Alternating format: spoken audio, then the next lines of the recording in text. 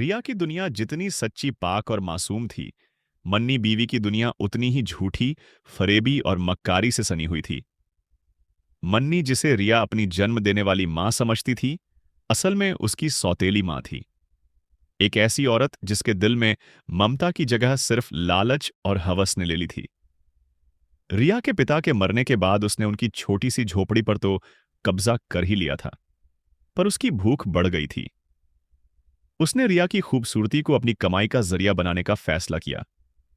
जैसे ही रिया सुबह घर से बाहर कदम रखती, मन्नी के मुर्दा जिस्म में जैसे जान आ जाती। वह बिस्तर से ऐसे उठती जैसे कोई बीमारी उसे कभी छूकर भी ना गुजरी हो। वह घर में आराम से चलती फिरती, अपनी कमर सीधी करती और फिर संदूक में छिपा कर रखे उन पैसों को बाहर निकालती जो रिया भीख मांग कर लाई थी। वह एक एक सिक्का बार बार गिनती, उसे अपनी आंखों से लगाती और अपनी चालाकी पर शैतानी हंसी हंसती। उसे इस बात का जरा भी अफसोस या पछतावा नहीं था कि वह एक मासूम बेसहार लड़की की जिंदगी और उसके नाजुक जज्बातों से खिलवाड़ कर रही है। एक दोपहर जब मन्नी बीवी गांव की औरतों के साथ चौपाल पर बैठी दूसरों की बुराई कर रही थी, तो उसने बातों में एक पुरानी और वीरान किले के बारे में सुना। गांव से मीलों दूर काली पहाड़ियों के बीच एक खंडहर नुमा किला था, जिसके बारे में गांव में कई पीढ़ियों से डरावनी कहानियां और किंवदंतियां मशहूर थीं। एक बूढ़ी औरत ने अपनी झुर्रियों वाली आंखों को सिकोड़ते हुए कहा, अरे उस मनहूस किले का नाम मत लो। कहते हैं वहां जिन्हों का वास है। मेरे दादा कहते थे कि उस किले के राजकुमार को किसी फकीर ने श्राप देकर एक खौफनाक जिन्न बना दिया था। जो भी सूरज ढलने के बाद उस तरफ गया वह कभी लौट कर नहीं आया। दूसरी औरत ने बात आगे बढ़ाई, लेकिन शहर से खबर आई है कि किले के पुराने मालिक के किसी वारिस ने ऐलान किया है कि जो कोई भी उस पूरे किले की साफ सफाई करने की हिम्मत करेगा, उसे इतनी दौलत मिलेगी कि उसकी 7 पुश्तें बैठकर खाएंगी। यह सुनते ही मन्नी बीवी के कान खरे हो गए। दौलत का नाम सुनकर उसकी आंखों में लालच की एक ऐसी खतरनाक चमक आ गई, जैसी किसी भूखे भेड़िए की आंखों में होती है। उसे अपनी सौतेली बेटी की जान की रत्ती भर भी परवाह नहीं थी। उसे सिर्फ और सिर्फ वह दौलत दिखाई दे रही थी। उसने उसी वक्त एक खौफनाक और जानलेवा मंसूबा अपने शैतानी दिमाग में बुन लिया। उस रात मन्नी ने अपनी जिंदगी का सबसे बद्दा और सबसे घिनौना नाटक करने का फैसला किया। उसने जोर जोर से खांसना शुरू कर दिया, इतनी जोर से कि मानो उसकी सांसें उखड़ रही हों। रिया घबराकर उसके पास दौड़ी आई और उसकी पीठ सहलाने लगी। मन्नी ने अपनी आंखों में आंसू भरकर कांपती हुई आवाज में कहा, बेटी, लगता है मेरा आखिरी वक्त आ गया है। नहीं अम्मी, नहीं, खुदा के लिए ऐसा मत कहिए। रिया रोते हुए बोली, मैं आपको कुछ नहीं होने दूंगी। आज सुबह जब तू बाहर थी तो हकीम भी आए थे। मन्नी ने एक और बड़ा झूठ बोला, कहाँ है कि मेरी बीमारी जड़ पकड़ चुकी है और अब इसका इलाज इस गांव में नामुमकिन है। पैरों का इलाज शहर के बड़े अस्पताल में ही हो सकता है।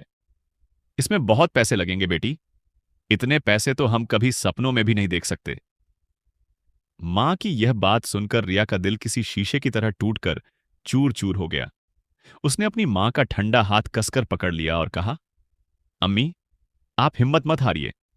मैं कुछ भी करूंगी, कहीं से भी पैसे लाऊंगी, पर आपका इलाज जरूर करवाऊंगी। मैं आपको ऐसे हारने नहीं दूंगी। यही वह लम्हा था जिसका मन्नी को बेसब्री से इंतजार था। उसने मौके का फायदा उठाते हुए उस किले का जिक्र किया, अपनी आवाज में डर और मजबूरी का जहर घोलते हुए। मैंने सुना है दूर उन काली पहाड़ियों में एक बहुत पुराना किला है। उसकी सफाई का काम है। कहते हैं वे काम करने वाले को मुंह मांगी कीमत देंगे। लेकिन वह जगह बहुत खतरनाक है।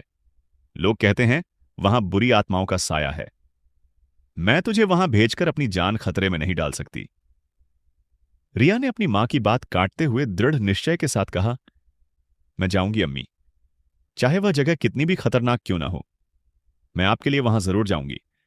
अगर वहां जाने से आपकी जिंदगी बच सकती है तो मुझे अपनी जान की कोई परवाह नहीं है।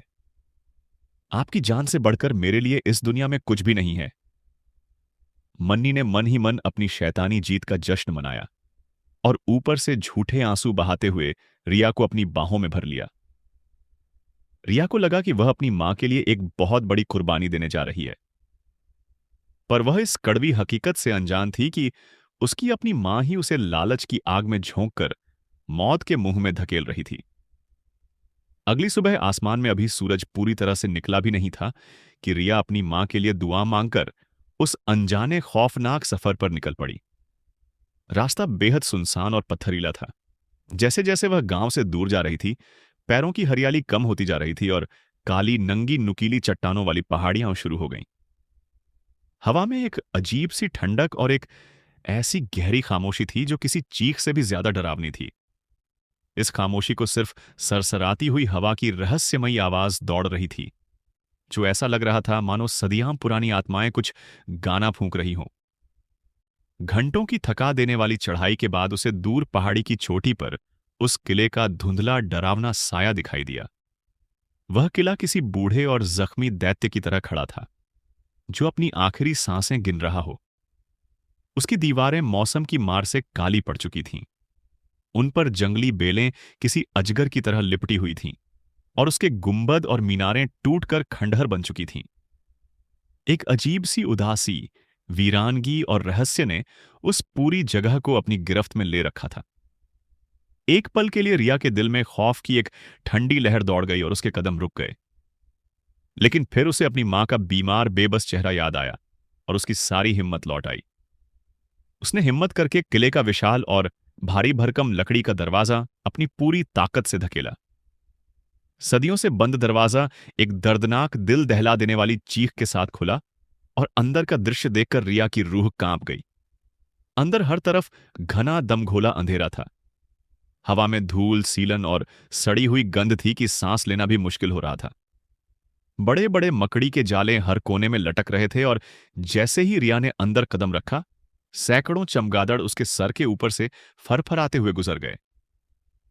रिया इस बात से पूरी तरह अनजान थी कि उसके इस किले में कदम रखते ही सदियों से कैद एक बेचैन, तन्हा रूह की लंबी और दर्दनाक तन्हाई टूट गई थी।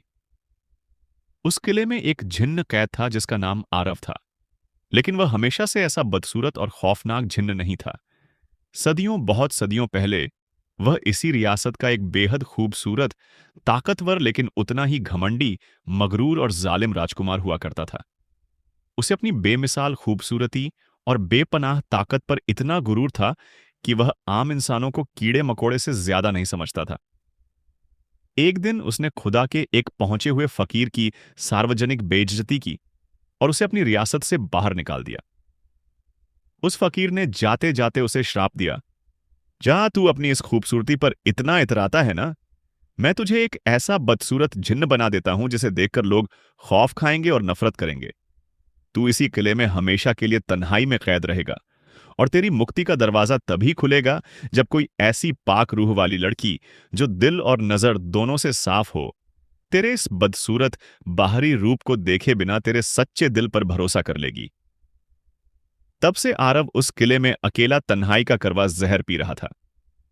सदियां गुजर गईं, सल्तनतें बदल गईं, लेकिन कोई भी इंसान उस किले में आने की हिम्मत नहीं कर सका। वह अपनी तन्हाई में घुटता रहता, अपनी गलती पर पछताता और उस फकीर के शब्दों को याद करके नाउद्ध हो जाता। उसे लगता था कि ऐसी पाक रूह वाली लड़की इस दुनिया में अब पैदा ही नहीं होती। रिया के किले में आते ही आरव को एक ऐसी हलचल महसूस हुई जो उसने सदियों में महसूस नहीं की थी। उसने जब अपनी जादुई आंखों से रिया को देखा तो वह उसे देखता ही रह गया। सदियों के लंबे इंतजार में उसने इतनी पाक, इतनी मासूम और इतनी नूरानी इंसान नहीं देखी थी। रिया के चेहरे का नूर उस घने अंधेरे में भी एक दिए की तरह चमक रहा था। जब रिया ने अपनी चुनरी से मुंह बांधकर सफाई शुरू की, तो आरव एक टूटे हुए संगमरमर के स्तंभ के पीछे छिपकर उसे घंटों तक देखता रहा।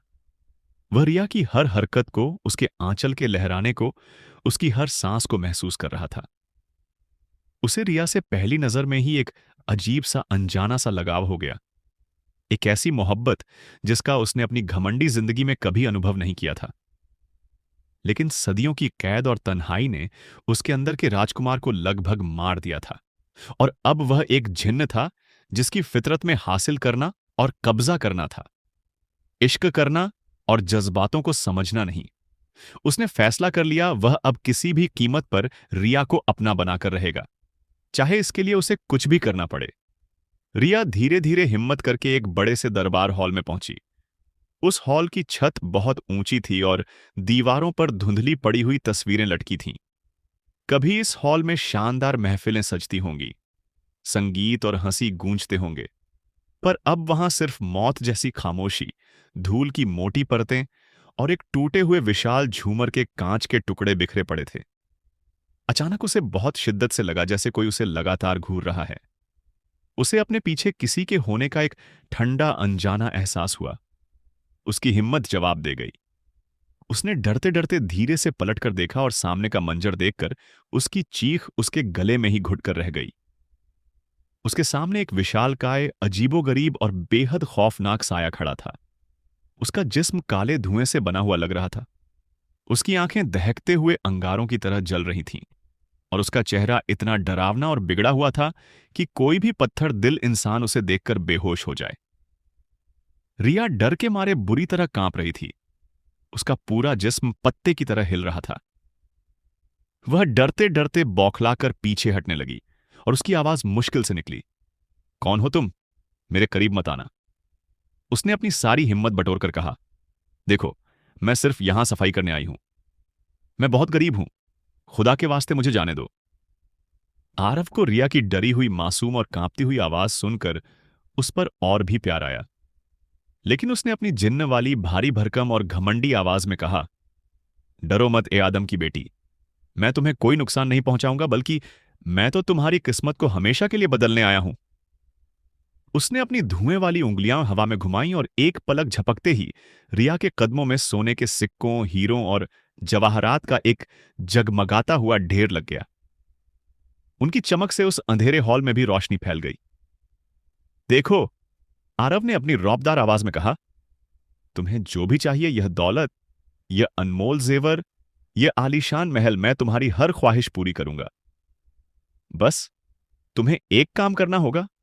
आज से तुम मेरी हो। तुम हमेशा इसी किले में मेरे साथ रहोगी। रिया उन जवाहरातों की चकाचौंध को देखकर एक पल के लिए हैरान तो हुई, पर उसकी आंखों में खुददारी की एक अलग ही चमक थी। उसने हिम्मत करके उस खौफनाक जिन्न की आंखों में देखते हुए कहा, यह क्या कह रहे हो तुम? मैं तुम्हारी नहीं हो सकती। मैं गरीब जरूर हूं, पर मेरा जमीर बिकाऊ नहीं है। मुझे तुम्हारी यह दौलत नहीं चाहिए। मुझे बस अपनी मां के इलाज के लिए अपनी मेहनत के पैसे चाहिए। मेरी अपने लिए कोई ख्वाहिश नहीं है। मुझे मेरे खुदा ने जो दिया है, मैं उसमें खुश हूं।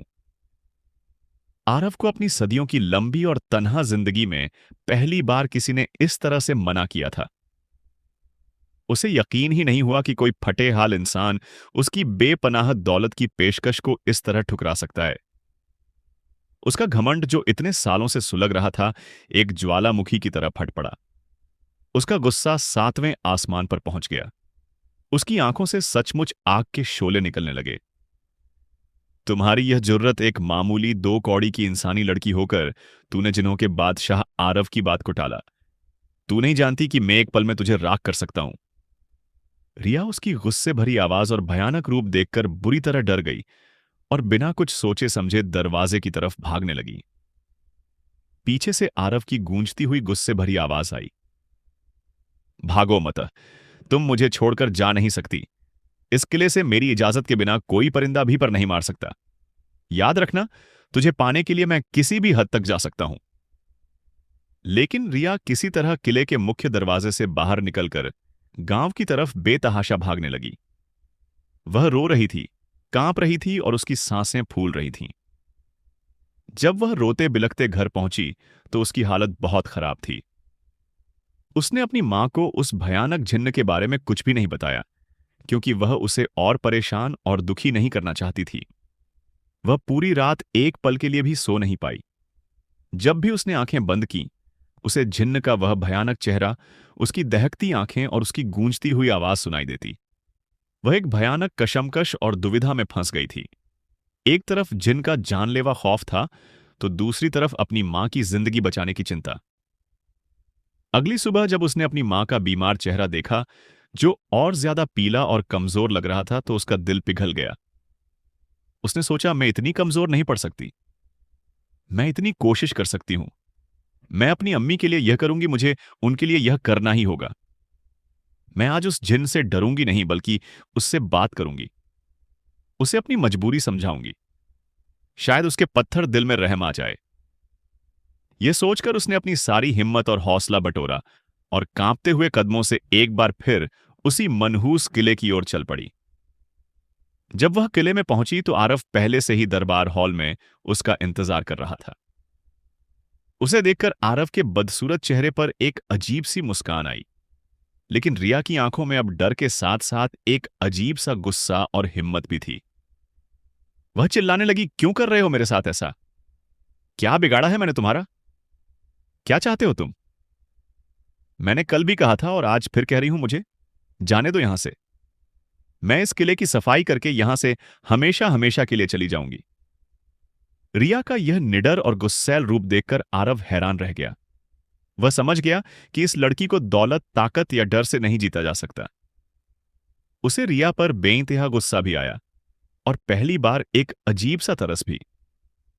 उसने सोचा कि यह भोली लड़की जिस मां के लिए अपनी जान जोखिम में डाल रही है, अपनी इज्जत दांव पर लगा रही है, वह तो खुद ही इसकी सबसे बड़ी दुश्मन है। आरव ने एक गहरी सांस ली और इस बार उसकी आवाज में गुस्सा नहीं, बल्कि एक अजीब सी गंभीरता और करवाहट थी। तुम उस मां के लिए इतना परेशान हो रही हो, उस मां के लिए अपनी जान दे रही हो, जो तुमसे हर रोज, हर पल, हर सॉस में झूठ बोलती है। क्या तुम अपनी मां की हकीकत जानती हो लड़की? तुम्हारी पूरी जिंदगी एक बहुत बड़े धोखे और फरेब के सिवा कुछ नहीं है।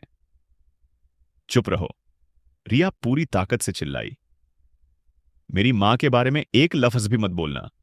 वह दुनिया की सबसे अच्छी, सबसे मजबूर मां है। तुम जैसे शैतान उनकी अच्छाई को नहीं समझ सकते। अच्छी मां? आरव जोर से हंसा। उसकी हंसी किसी डरावनी गूंज की तरह पूरे किले में फैल गई। तुम्हारी वह अच्छी मां ना तो बीमार है और ना ही अपाहिज। वह एक सेहतमंद औरत है और तुमसे सिर्फ एक घिनौना नाटक करती है ताकि तुम उसकी गुलामी करो, उसके लिए भीख मांगकर पैसे लाओ। और सबसे बड़ा सच तो यह है कि वह तुम्हारी सगी मां भी नहीं है, वह तुम्हारी जालिम सौतेली मां है। आरव ने रिया को एक एक करके सारी सच्चाई बता दी। पहले तो रिया को उसके एक भी शब्द पर यकीन नहीं हुआ। उसे लगा कि यह जिन्न उसे भटकाने और उसकी मां के खिलाफ करने के लिए झूठी और मनगढ़ंत कहानियां सुना रहा है। वह अपनी मां पर अंधा बिना शर्त भरोसा करती थी। वह रोते हुए वहां से भागकर घर की तरफ दौड़ी, यह साबित करने के लिए कि जिन्न झूठा है और उसकी मां पाक साफ है। लेकिन जब वह अपने घर के करीब पहुंची तो उसने दरवाजे की दरार से जो देखा और जो सुना, उसे देखकर उसके पैरों तले जमीन खिसक गई, जैसे किसी ने उसकी रूह को उसके जिस्म से खींच लिया हो और उसके दिल के हजारों टुकड़े कर दिए हों। उसकी मां मन्नी बीवी, जो हमेशा बिस्तर पर एक बेजान बीमार शरीर की तरह पड़ी रहती थी, इस वक्त आंगन में आराम से टहल रही थी और पड़ोसन फराह से हंस हंस कर बातें कर रही थी। फराह ने पूछा, अरे मंत्री, आज तेरी बेटी रिया दिखाई नहीं दे रही? मंत्री ने एक जोर का ठहाका लगाते हुए अपनी घिनौनी आवाज में कहा, अरे भेज दिया है उसे मौत के कुएं में। वो जो काली पहाड़ियों वाला पुराना मनहूस किला है ना, उसकी सफाई के काम पर। अगर बचकर आ गई तो इतनी दौलत लाएगी कि हमें जिंदगी भर कुछ करने की जरूरत नहीं पड़ेगी, और अगर वहीं मरखप गई तो मेरा बोझ हल्का होगा। वैसे भी वह बेवकूफ लड़की मेरी हर बात पर आंख बंद करके यकीन कर लेती है। यह सुनकर रिया की दुनिया एक पल में उजड़ गई। उसके कानों में मंत्री के जहरीले शब्द पिघले हुए शीशे की तरह उतर रहे थे। वह अंदर ही अंदर टूट कर बिखर गई। उसे यकीन नहीं हुआ कि जिस औरत को उसने अपनी मां माना, अपनी जन्नत माना, जिसकी सेवा में अपनी पूरी जिंदगी लगा दी, वह उसके साथ इतना बड़ा, इतना घिनौना और क्रूर धोखा कर सकती है। उसका अपनी मां से ही नहीं बल्कि पूरी इंसानियत से भरोसा उठा गया। रिया वहीं दरवाजे पर बेजान होकर गिर गई और बिना कोई आवाज किए रोती रही। उसके आंसू अब दूह के नहीं बल्कि टूटे हुए भरोसे, बिखरे हुए सपनों और एक अनाथ हो जाने के एहसास के थे। उसे लगा कि इस दुनिया में उसका अपना कहने के लिए कोई नहीं है। उसे याद आया कि गांव के लोग उसे कैसे हवस भरी निगाहों से देखते थे, कैसे औरतें उसे ताने मारती थीं और कैसे उसकी अपनी मां ने उसे धोखा दिया और फिर उसे उस बदसूरत जिन्न का ख्याल आया। उसे एहसास हुआ कि वह जिन्न जिसका चेहरा इतना खौफनाक था, उसने उसे जिंदगी की सबसे कड़वी लेकिन सच्ची हकीकत बता दी थी। एक अजीब सी हिम्मत के साथ वह उठी और वापस उसी किले की तरफ भागने लगी। इस बार उसके कदमों में डर नहीं था, बल्कि एक अजीब सा सूनापन और एक आखिरी उम्मीद थी। वह आरव के सामने जाकर जमीन पर बैठ गई और किसी छोटे बच्चे की तरह फूट फूट कर रोने लगी। तुम सही कहते थे, इस दुनिया में मेरा कोई नहीं है। सब झूठे हैं, सब धोखेबाज हैं। मेरी अपनी मां ने मुझे धोखा दिया। उसने रोते रोते अपनी भीगी हुई पलकें उठाई और पहली बार बिना डरे आरव की उन दहकती आंखों में देखा। उसकी आवाज में एक अजीब सा यकीन था। जिसकी सूरत इतनी डरावनी और भयानक है, उसका दिल सच्चा है, और जिनकी सूरत इंसानों जैसी है, उनके दिल में जहर और धोखा भरा है। इस दुनिया में सिर्फ तुम ही सच्चे हो। जैसे ही रिया के मुंह से भरोसे और यकीन के ये पाक और सच्चे शब्द निकले, एक चमत्कार हुआ। एक ऐसा चमत्कार जिसका इंतजार सदियों से किया जा रहा था। रिया के भरोसे की दिव्य शक्ति उस सदियों पुराने शक्तिशाली आप को तोड़ने के लिए काफी थी। आरव के चारों ओर एक तेज सुनहरी और पाक रोशनी का एक गोला बन गया। उसका धुएं वाला बदसूरत जिस्म बदलने लगा। वह खौफनाक चेहरा एक खूबसूरत नूरानी और मासूम चेहरे में तब्दील होने लगा। देखते ही देखते उस जिन्न की जगह पर एक बहुत ही खूबसूरत और शाही लिबास में एक नौजवान राजकुमार खड़ा था, जिसके चेहरे पर सदियों की तन्हाई का दर्द, पछतावा और आंखों में रिया के लिए बेपनाह मोहब्बत और शुक्रगुजारी के आंसू थे। रिया हैरान और खामोश होकर यह अविश्वसनीय दृश्य देखती रह गई।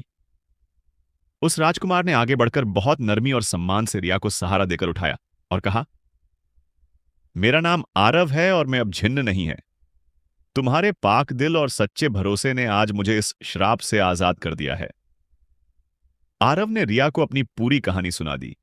मैं कभी इस किले का घमंडी राजकुमार हुआ करता था, लेकिन मेरा गुरूर मुझे एक बदसूरत जिन्न बना गया। मुझे श्राप मिला था कि मैं तब तक आजाद नहीं हो सकता जब तक कोई ऐसी लड़की, जिसका दिल और रूह दोनों शीशे की तरह पाक हो, मेरे बाहरी रूप को देखे बिना मेरे दिल पर यकीन ना कर ले। मैं सदियों से सिर्फ तुम्हारा ही इंतजार कर रहा था। तुम्हारी सच्चाई, तुम्हारी मासूमियत और तुम्हारे इस भरोसे ने आज मुझे एक नई जिंदगी दी है। जैसे ही राजकुमार ने यह कहा, पूरे किले ने भी अपनी काया पलटनी शुरू कर दी। टूटी हुई दीवारें झुरने लगीं। मकड़ी के जाले सुनहरी और रेशमी लरियों में बदल गए और धूल की जगह कीमती कालीन बिछ गए। वह वीरान और खंडहर किला देखते देखते फिर से अपने पुराने, शानदार और आलीशान रूप में लौट आया। हर तरफ ताजे फूलों की महक और रोशनी फैल गई। राजकुमार आरव ने रिया का हाथ अपने हाथों में लिया और कसम खाई कि वह उसे कभी अकेला नहीं छोड़ेगा। उसे दुनिया की हर खुशी देगा और हमेशा उसकी हिफाजत करेगा। रिया की आंखों में भी खुशी के आंसू थे।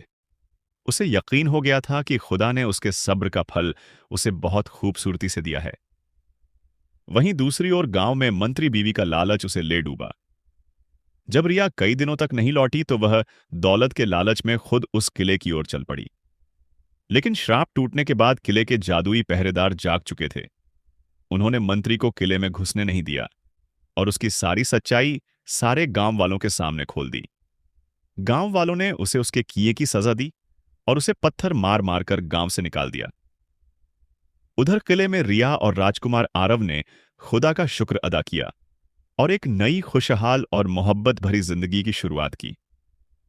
वह किला जो कभी वीरान और डरावना था, अब दो सच्चे और पाक दिलों के प्यार की रोशनी से हमेशा के लिए आबाद हो गया था।